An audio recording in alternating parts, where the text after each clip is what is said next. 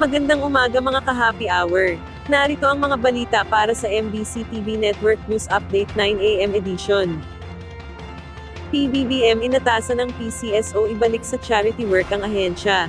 Inatasan ni Pangulong Ferdinand Marcos Jr. ang liderato ng PCSO na ibalik sa charity work ang ahensya, lalo at marami pa ang nangangailangan ng tulong. Ginawa ng Pangulo ang pahayag, matapos ito pangunahan ng pamamahagi ng nasa 70 patient transport vehicle sa 70 na mga LGUs mula sa Cebu, Bohol, Negros Occidental, Pangasinan, Rizal at Northern Samar ngayong araw, na ginanap sa Quirino Grandstand.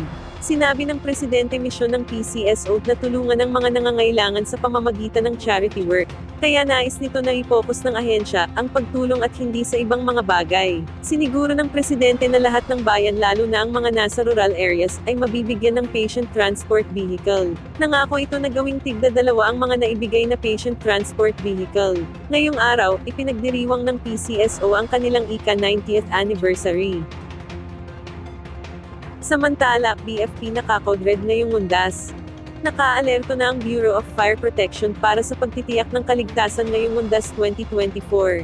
Ayon sa BFP, nakataas na ngayon ang Code Red kung saan nasa 37,000 firefighters ang naka-standby sa buong bansa. Nakahanda na ang BFP na magkasa ng rekorida public safety patrols para i-monitor ang posibleng fire hazards sa mga pampublikong lugar. May mga nakaset up na ring emergency medical service stations para agarang tumugon sa anumang pangangailangan sa mga sementeryo.